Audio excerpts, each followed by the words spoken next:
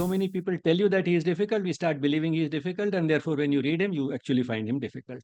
Sri Aurobindo is like everything. What is there which he has not spoken about or written about in that sense?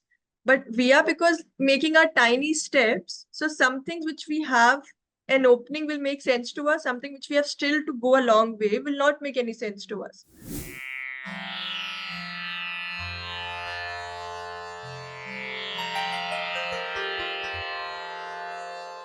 Namaste, my dear brothers and sisters. Aditi and I are back with you once again.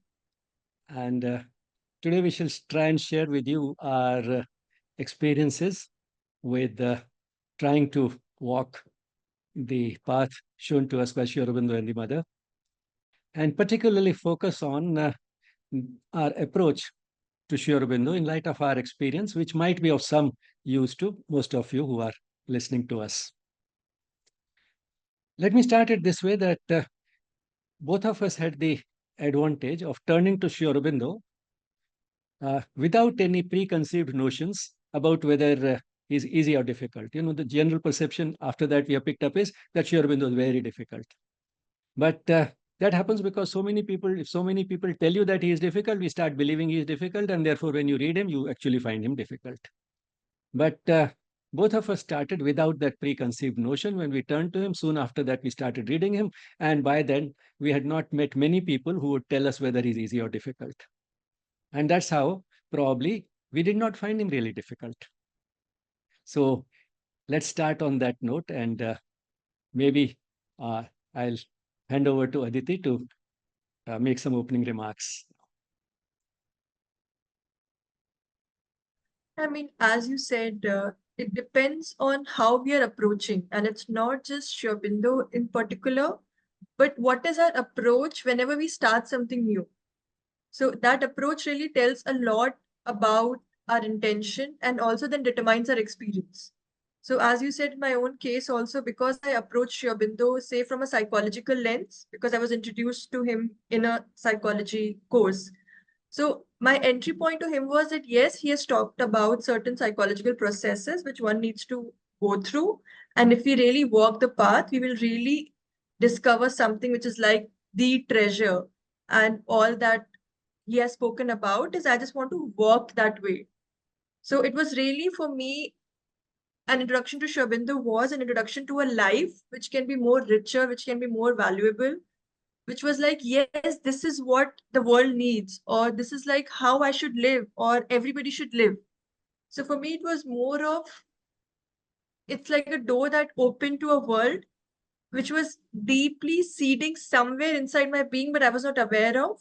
But his words really gave way to all that inner experience. So it was such a joy of discovering his work, discovering Sri Aurobindo as a presence, not just what he has written, but just his presence was really a discovery in the sense that, yes, he has just told us to live a certain way and we just have to live a certain way. So for me, it was a very simple way that he has said, I have to do it. And while I'll do it, I will figure out on the way. And of course, I have him as guidance through his works. So it was that simple an entry point. And that's how, I mean, we still continue, and across lifetimes, this is a process which needs to be continued. But especially in this lifetime, it was like that. He has said, and I have to do it. So as simple an equation as it can be. So that has been my experience. And of course, then you keep building on the experiences. So that's where I think I stand as of now. How about your experience? Yes, I mean, I turned to Sri Aurobindo while going through a difficult phase in life, but I started reading him just a year after that. So again, you know, I had not been conditioned to uh, seeing him as easy or difficult. And the journey started with coming for Sunday satsangs in Sri Aurobindo Ashram, Delhi branch. And those days, Dr. Mangesh Nadkarni was taking a series on the foundations of Indian culture, and he recommended did that book would be nice to read. So that was my first introduction to reading Sri Aurobindo.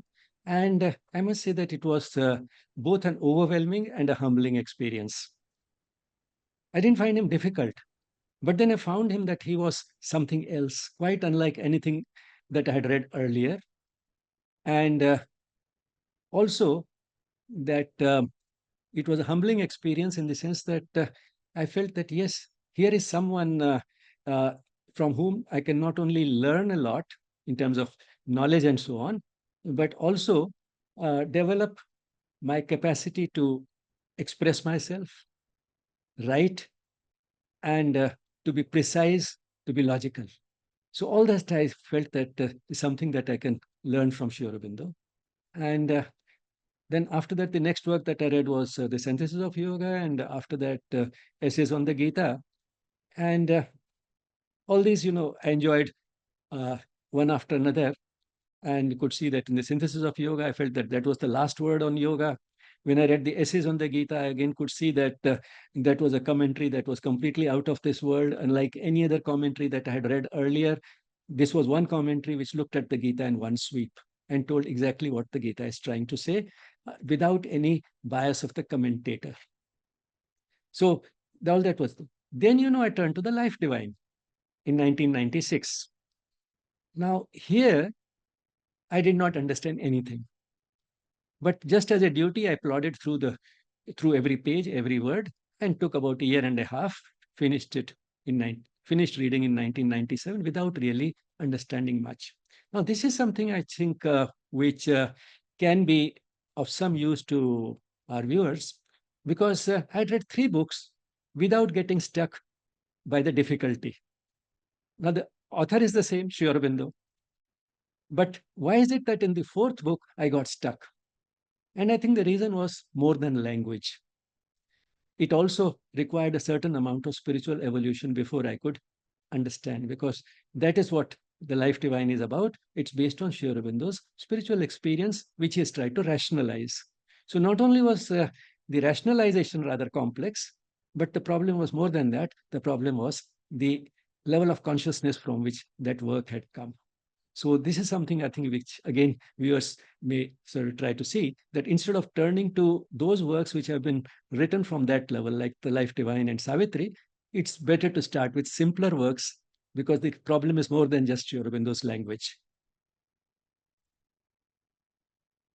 Yeah, I mean, when you say this, I realize that, of course, even in the same book, it's not that the different works, there are some sentences or even some chapters which you can easily relate to and it really makes sense. And even while reading, there might just come one sentence and you are like, yes, this is it. And in the same book, there can be chapters which doesn't make any sense to you. So I think this approach is very interesting, that instead of questioning that, oh, I'm not able to understand, oh, is it something wrong with me, or questioning self, the other way can be that what I'm understanding is telling me something about me, my level of consciousness. Something which I'm not understanding is also telling me where to go ahead. So rather than me going down in my nature saying that I can't understand what is happening, to really raise myself in that sense that, oh, this is the way I have to go. So respecting the present state of my consciousness and aspiring to move higher. And that can really build, because Shobindo is like everything. What is there which he has not spoken about or written about in that sense? But we are, because making our tiny steps, so some things which we have an opening will make sense to us, something which we have still to go a long way will not make any sense to us. So, but not taking it as something that projecting as a rejection of our own, but rather taking it as an aspiration to build further. Because one thing which I've realized is what Shrebindo is asking us is to really work on our outer nature.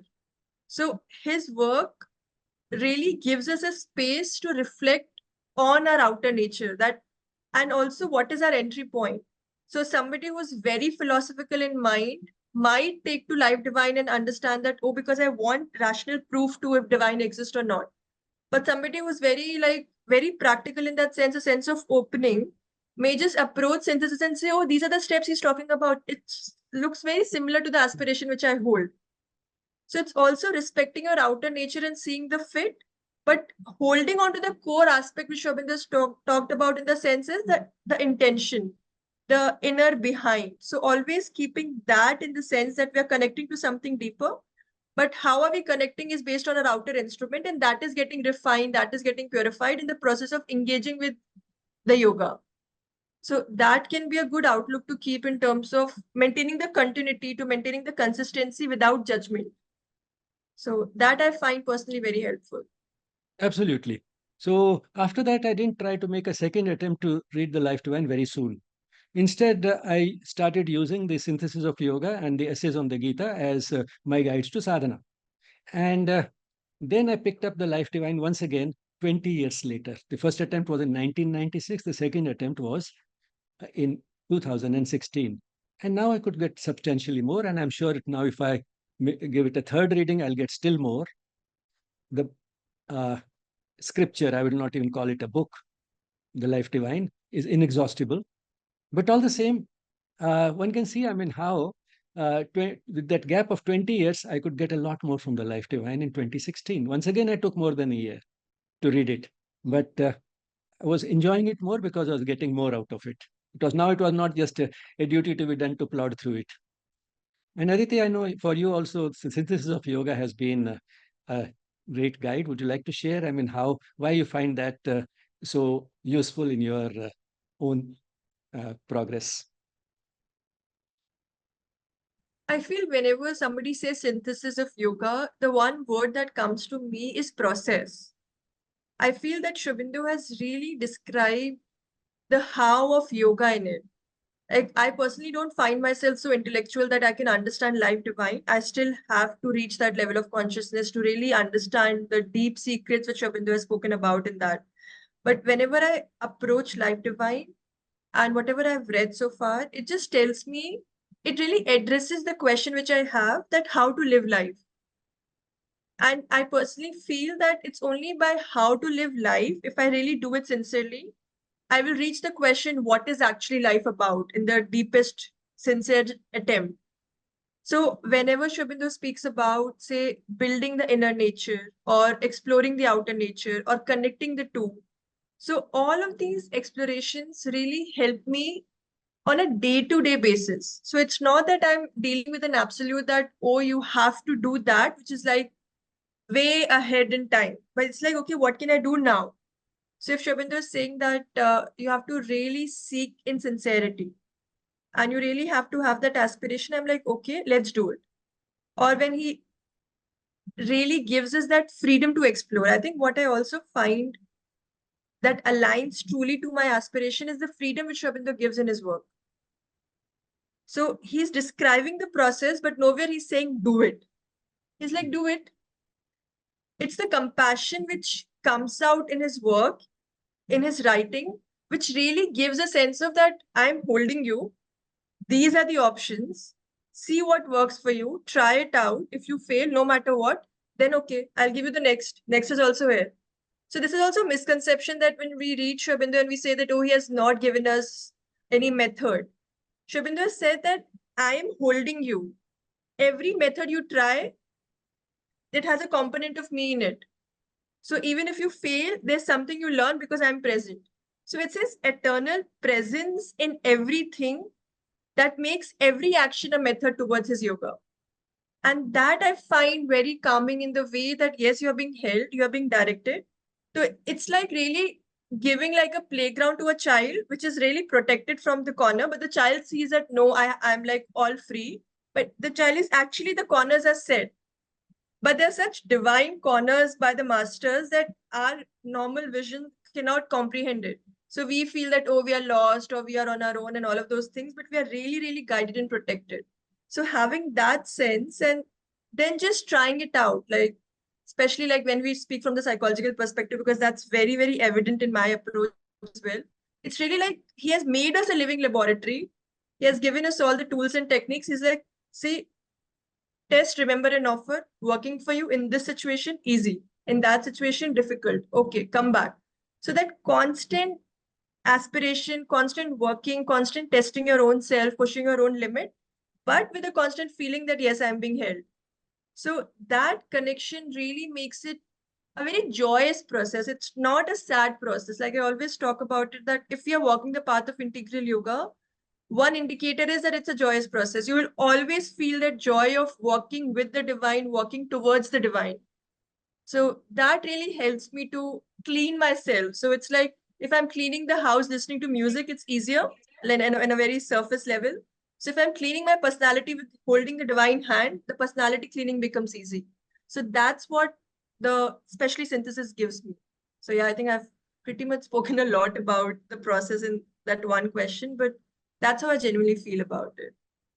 Now, you've thrown a lot of light on an important point that Sri Aurobindo does not give a clear-cut path, exactly what is to be done and what is not to be done in cookbook fashion. That is something that he doesn't do. But at the same time, as you said through that beautiful analogy, that there's a vast playground available to the seeker, but same time the protection is there. Yeah? He may not be very conscious of that, but the protection is there.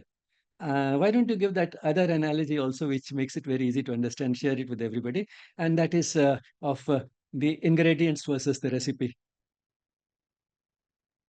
That I was just wondering because I often feel that when people turn to a spiritual path, depends on the life circumstances which has made them look deeper, or some people are just born with that sense of wonderment. Some people have that wonderment after certain experiences. So it really depends if somebody is so conditioned in a way to be told what to do. So it's like, oh, I'm good at listening and following orders because generally that's a conditioning. You tell me, I will do it. So if that sense also comes in spirituality, we have certain schools which really tell you what to do. So we also have those sets. But especially when it comes to integral yoga, when it comes to Sri Aurobindo's idea of what he's wanting from us, it is like he has just given us the ingredients. And the ingredients hold so much of purity that whatever we make out of it, it will help us move. But what we require is, okay, ingredients are there, but where is the recipe? So we want from Sri Aurobindo ingredients plus recipe. What he has given us is ingredients, and he's like, I believe in your potential. Try out different recipes as per your taste. And here, taste means your life circumstances, your outer nature. And if we really look at a longer and a deeper perspective, we see that different lifetimes we have worked on ourselves differently. So this lifetime, whatever is given to us. So he gives us that space of making and trying out different recipes, but he's giving us ingredients. But if I'm taking an outside in approach, I'm like, no recipe, no yoga. So then I might go out and I'll like, try that. So somebody else is giving me recipe. But the core is that if the ingredients are coming from that space where it's really our original home, then any recipe made out of the ingredients will have some taste of ingredient. So we just so rather than changing recipes and wanting to look it further, we need to develop the taste for the ingredients, which is like really going to our deeper nature, going to our core nature. And that's the practice which we need to really be at it. I mean, and just have that joy of discovery. I keep saying that integral yoga is that joy of discovery. Yeah. So it's not sort of the approach which some schools of yoga have, and certainly those paths also suit some people. But at the same time, he doesn't have the approach of telling us exactly what to do. It's not the same path for everyone. Each seeker carves out his or her own path, for which some guidelines are available, which we may call ingredients in your analogy. So the guidelines are there, but then how to use those guidelines depending upon the inclinations, the temperament, and the circumstances of the person, and even the sense of creativity of that person, what type of recipe you make, all that has been left to us. And sometimes it is this difficulty in using that much freedom which some people perceive as a difficulty in practicing Sri Aurobindo. For example, that simple often quoted sentence from the synthesis of yoga: all life is yoga. So simple. And what it means is that all life is an opportunity for the practice of yoga. But how to bring yoga into all of our life is something for which only some guidelines are available. So on one hand, a 24-hour practice. On the other hand, no detailed guidelines about exactly what to do in the morning, what to do in the afternoon, what to do in the evening, and so on. So those rituals or that have to be has to go through are nowhere there. Just some guidelines are there. So, but then Sri Aurobindo doesn't say that you can bring yoga in its highest form in all aspects of your life the moment you embark on the path. It's a process, it's not an event. And therefore, uh, once one sort of starts getting a hang of those guidelines, one can bring yoga more and more into every aspect of life. So, uh, from this, I think we can now turn to something else, and that is slightly so related to it, all the same. That why sometimes Sri Aurobindo seems complex. It's not because of language. For example, what is the difficulty in understanding the sentence "all life is yoga"? But then there are some sentences where there is a little more complexity.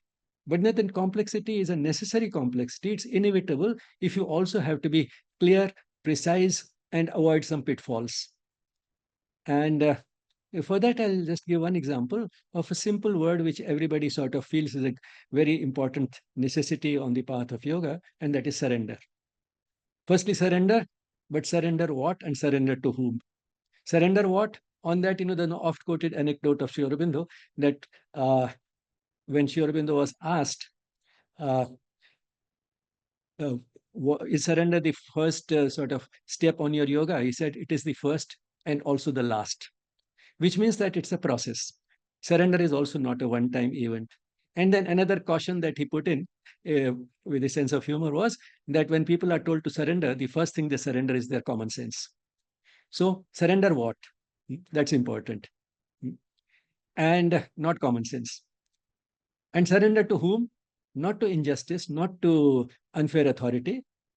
He never surrendered to the British, but surrender to the divine. Now, seems very simple. People think surrender means that I have to just accept whatever happens as divine will. But then it's not as simple as that.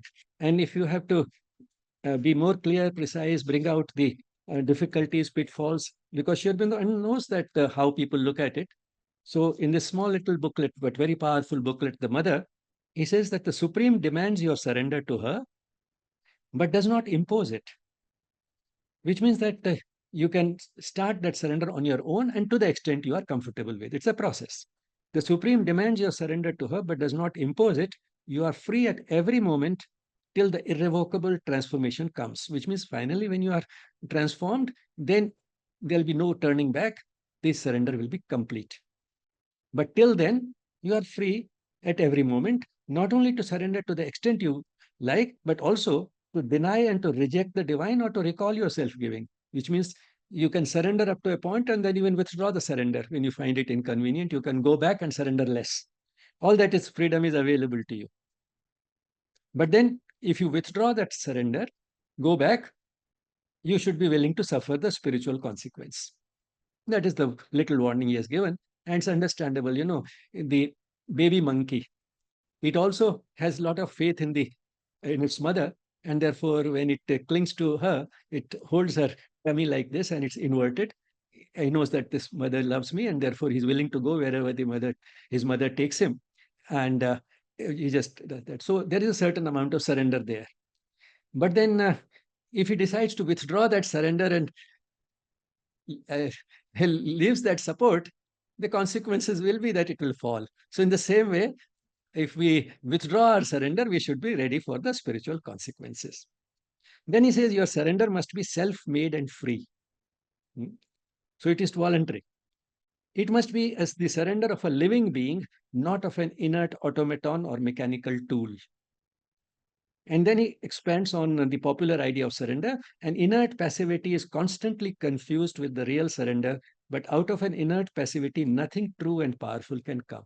It does not help much. Not only does not help much, it can in fact lead to a spiritual decline. For example, we go on doing whatever is wrong and we say, well, I've surrendered to the divine made me do it. Very simple to say, and blame the divine for everything that we do. We don't blame ourselves for not listening to the voice of the divine that exists within us, the psychic being. We don't blame ourselves for not paying attention to that voice. We blame the divine made me do it. Now, so nothing true and powerful can come from that type of passive surrender. And then, to make it simple, after a couple of lines, he sums up in three very carefully chosen adjectives what that surrender should be like. It should be glad, strong, and helpful. Glad, if it's voluntary, it will be glad. If it's not been imposed on us. If it is strong, means it has to be powerful. And it means that it will be a powerful tool in our sadhana. It will not be something passive which just happens to be there. It will have a strength of its own, the surrender, and it will be helpful. It will help us in our progress. It will not take us back the way that type of surrender. I did whatever I have done is done by the divine, or I need not do anything. The divine will do everything for me. These are all attitudes which are sometimes taken, but they're erroneous. So, but then if one has to bring it out clearly, precisely, point out the pitfalls, then surrender needs at least that much of an expansion. And again, he's not saying that you go to the best type of surrender, which is glad, strong, and helpful in one step. You can go step by step, and you are free at every moment while you are surrendering more and more, to not only just surrender more and more. At some points you can even withdraw the surrender and just face the consequences that will maybe probably make you return to a more voluntary and cheerful surrender. So that is, what one has to understand about Sri Aurobindo. Very carefully chosen words, and that's what makes it precise and leaves no pitfalls, and also leaves no questions unanswered. I mean, while you were talking about surrender, it suddenly also struck me in that sense that we keep talking about aspiration, rejection, and surrender as like the key. So at one hand, we do speak that Sri Aurobindo has not given us like the method, but here and there we know that he has precisely said what needs to be done. It's like how is depending on our nature. So I also wanted to pick out on when we talk about rejection, like aspiration, all of us understand in a simple manner that yes, we all need to aspire for the divine and it has to be really constant and all of those things. But I often feel that rejection is quite misunderstood. And also, I feel that that innate nature of that human nature of conditioning, no, that anything which is difficult needs to be rejected in a way, or something which is we have a preconceived notion of certain morals, certain values, so which is not adhering to that, that needs to be rejected. So our rejection is also a very conditioned rejection in a very normal sense. But when we come to Sri Aurobindo's yoga, rejection becomes something which is aligning with my path and not aligning with my path. It's not so much boxed into the sense of social moral values or rights or wrong. It's more like I have offered my life to this path. Now, what is aligning, I need to take it. What is not aligning, I need to reject it. So that's one level of rejection. And second level of rejection, I feel that often we say that also our conditioning comes from the traditional aspect of what religion is, spirituality is, yoga is, that we have to reject the outer nature, we have to reject the desire, we have to reject the impulses. So we don't have to take part in the world and all of those notions that we carry. But I also feel that if we purely take the outer nature or the surface nature, which Sri Aurobindo has in detail spoken about, the characteristics, I feel that what he's asking us is not to reject the outer nature, but reject the entanglements of the outer nature in the world, so that the structure of the outer nature, which is the pure aspect of the mind or the pure aspect of the physical or the pure aspect of the vital, for so that that can be really used as a tool, which can be used as a object for the inner being to work in the outer world. So I feel that when he speaks about the pitfalls in the outer nature or the surface nature, it's essentially the entanglements need to be rejected, but what needs to be offered to the divine is the structure of the outer nature, so that the divinity can pour itself and so that it can really help us transform. So when we keep saying that, oh, Sri Aurobindo's yoga is about transformation, it's about transformation. But sometimes the error which we make is we keep entangling ourselves in the outer nature because we are like, no, we have to live in the world. So we have to interact with the world. So somewhere our mind or our lower nature rather seeks justification in its entanglements by saying that, oh, Sri Aurobindo has asked us to be part in the world. But from where has he asked us? What he has asked us? Those are the questions which needs to be done. So like, oh, I'm living in the family, I'm living, interacting with the people, work is so important. All of these things hold true. But from what aspect within my personality or within my being, and how is it coming out? So is that interaction cleaning me? So if say interacting with the world is really giving me more and more mud, and then I'm justifying saying that no, I have to interact with the world because Sri Aurobindo said that all life is yoga. That doesn't make sense. But if I'm interacting with the world, which is leading to my purification, then that action is an offering to the divine. But an action that is leading me to more and more entanglement, then that is a justification of saying that, oh, it's an offering to the divine will clean it or divine will purify it. So I just feel that understanding the expression also from different angles is important, since we don't have that much ability in our mind, no, because it really wants that, oh, let me do this much and then cover it with justification. Let me do this much, then cover it with justification.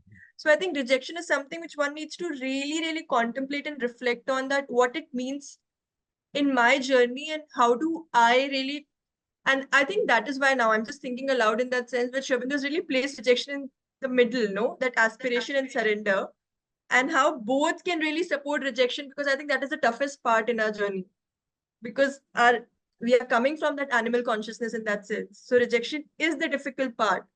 So how, like, now when I'm looking at you also, I'm like really feeling that sense of support in between, that aspiration and surrender is really, really helping me to be on the path and reject what's not aligning and really take what's aligning. So it just struck me when you read about surrender, it suddenly moved me in a way to talk about rejection. So I just offered it. No, no, thank you, because these are the three pillars that we have been given: aspiration, rejection, and surrender. And rejection is also an important pillar, and you touched on both actually, aspiration and rejection. So that actually completes, in a way, the story. And this general feeling that since Sri Aurobindo has talked about engaging with the world, not renouncing the world, does not mean that it's an entirely yoga that has to be lived outside. In fact, it's an inside out approach. The change has to be brought in within, and that the change inside should get reflected in outer life. And when that starts happening, then more and more we find that we can engage with the world and yet not get entangled. So, this is again one of those pithy expressions that I picked up from you: engagement without entanglement. So, maybe with that pithy expression, we can wind up this discussion. And of course, we'll be back soon with other similar things which might help our viewers approach Sri Aurobindo with greater confidence, greater sincerity, and with better possibilities of faster spiritual progress. Thank you. Thank you. Thank you. You want to say anything? Any closing thoughts? I just silence, and the only aspiration is to continue aspiring. Thank you.